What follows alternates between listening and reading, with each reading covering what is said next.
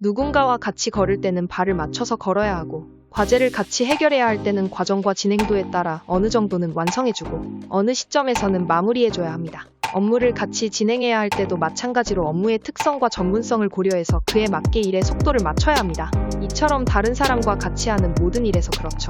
혼자라면 속도에 크게 신경 쓸 필요가 없습니다. 중요성도 그리 크지 않죠.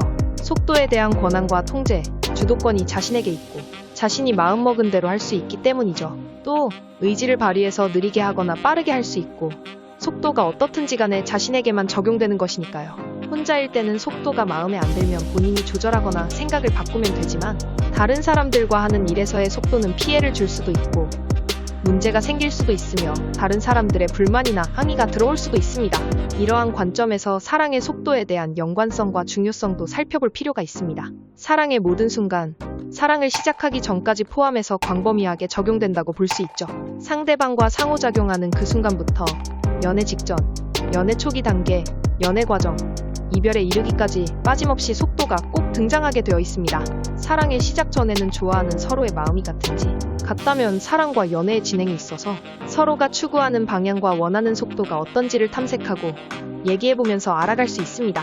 연애 초반과 연애 과정에서는 관계의 진전이나 스킨십 같은 것들의 구체적인 부분에서 천천히 할지 완전히 느리게 할지 일반적으로 사람들이 정한 기준이나 틀에서 갖춰져 있는 평균 속도에 맞출 것인지 남들과는 다르게 누구보다 빠르게 스피드하고 화끈한 연애 속도로 할지에 대해서 상의하고 정할 수 있습니다. 이별에서의 속도는 난감할 수도 있고 어려울 수도 있는데요. 연인 중 한 사람이 이별을 마음먹었다면 그에 따라 다른 연인도 이별을 준비하거나 이별을 각오하는 등 이별의 속도를 따라가주거나 또는 이별이 정해져 있어도 한 사람이 힘들어하는 연인의 속도에 맞춰서 이별을 보류하거나 일시정지하고 자신의 속도를 늦추는 등의 노력을 할 수도 있습니다.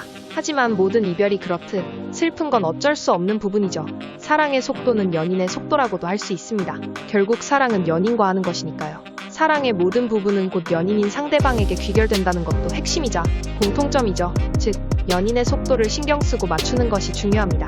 연인이 바라고 원하는 속도를 모르면 물어보고 알면 그에 비슷하도록 노력해주고 가끔은 자신의 속도가 어떤지 어떤 속도를 원하는지 알려주기도 해야 합니다. 하지만 연인들이 자주 하는 실수가 바로 속도의 문제죠. 연인 중 한 사람이 너무 앞서가 있고 한 사람은 뒤처져 있는 경우가 많습니다. 또 연인 서로 속도가 비슷한데도 약간의 차이와 어긋남 때문에 한쪽 또는 연인 모두 불만족스러워하고 싸울 때도 많죠. 사랑의 속도에서 완벽하게 자유로운 연인들도 존재합니다.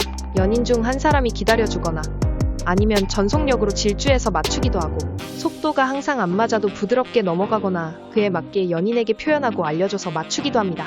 아니면 신선한 방법으로 연인과 속도가 같을 수밖에 없는 장치나 조치를 해두는 경우도 있죠. 사랑은 타이밍이라는 말도 있듯이 사랑의 속도가 일치해서 우연히 사랑에 빠지는 것도 사랑의 속도라고 할 수 있습니다. 수많은 사람들 중에서 우연히 누군가를 만나고 좋아하고 사랑에 빠진다는 것은 소중한 인연이자 충분히 가치 있고 위대한 경험이죠. 사랑의 속도는 전에도 그랬듯이 앞으로도 계속 따라다닐 겁니다. 연인 관계를 더 불안정하게 만들 수도 있고 더 풍부하고 즐겁게 해주기도 합니다. 사랑의 속도 때문에 속도로 인한 위기가 오더라도 잘 극복하리라 믿습니다.